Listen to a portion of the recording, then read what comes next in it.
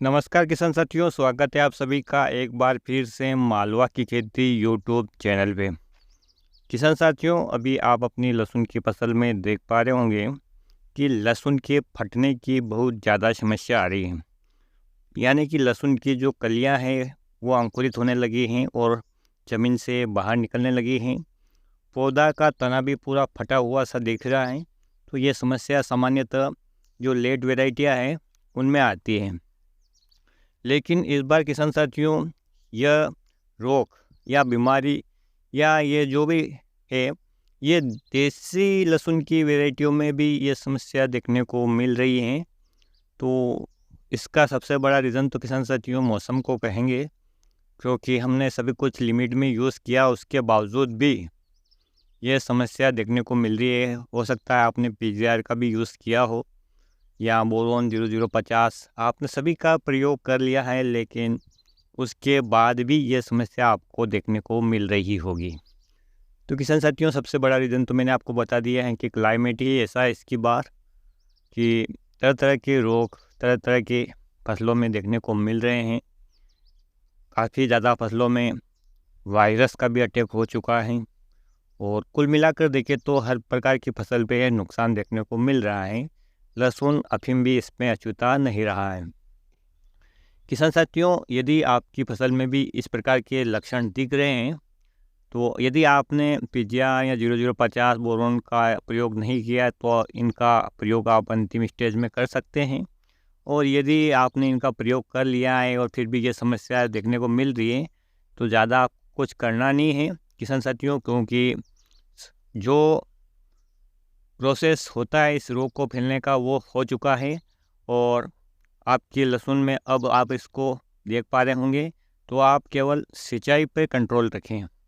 नमी आवश्यकता से अधिक ना बनाए रखें, जिससे कि कलियां हैं जो अंकुरित ना हो।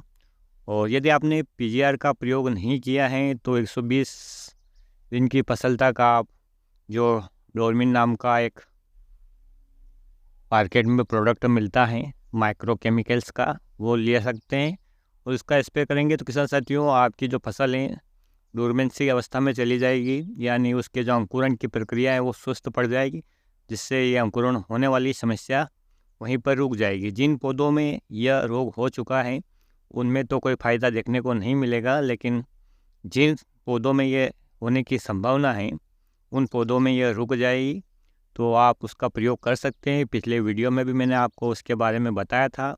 और यदि आपको ये प्रोडक्ट नहीं मिलता है तो आप जो बाज़ार में पेक्लाबुट्राजोल के जो अलग अलग नाम से ट्रेंडिंग नाम से प्रोडक्ट मिलते हैं, चाहे वो कल्टार हो गया, टाबोली हो गया, इसका भी प्रयोग कर सकते हैं। सीमित मात्रा में करें और हो सके तो जो आप बीज के लिए जो लहसुन रख रहे हैं उसमें इस पीजीआर का प्रयोग ना करें तो अच्छा रहेगी, क्योंकि इसकी स्टॉक सीमा अच्छी रहेगी और अंकुरण पे भी प्रभाव नहीं पड़ेगा। तो इस प्रकार से आप अपनी फसल की केयर कर सकते हैं। पूरी तरह से रोक पाना इस रोग को काफ़ी मुश्किल है, क्योंकि लेट वेराइटियों में तो ये समस्या आपको 5 से 10% तक देखने को मिलेगी ही मिलेगी, चाहे आप कितने पीजीआर यूज़ कर लो और कितने भी प्रकार के प्रोडक्ट यूज़ कर लो। ये तो इन प्रजातियों में यानी इन वेराइटियों में ये समस्या आती ही आती है।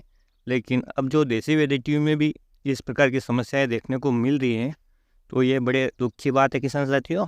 और जो मैंने आपको प्रयोग बताया है वो आप कर सकते हैं। आप सिंचाई लिमिट में करें, अत्यधिक नमी नहीं बनाए रखें, तो जिससे कि जो कलियां हैं वो अंकुरित होने की समस्या नहीं आएगी।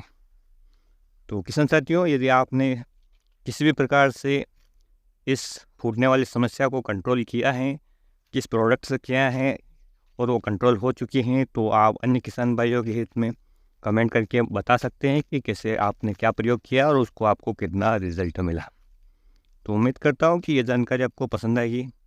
पसंद आए तो आप वीडियो को लाइक कीजिएगा, चैनल को सब्सक्राइब कीजिएगा, अन्य किसान भाइयों के हित में से शेयर ज़रूर कीजिएगा। फिर मिलते हैं एक नए वीडियो में नई जानकारी के साथ। तब तक के लिए किसान साथियों ख्याल रखिएगा आप अपना, अपने परिवार का, पशुधन का और अपनी फसलों का। वीडियो देखने के लिए आपको बहुत बहुत धन्यवाद। जय हिंद, जय जवान, जय किसान।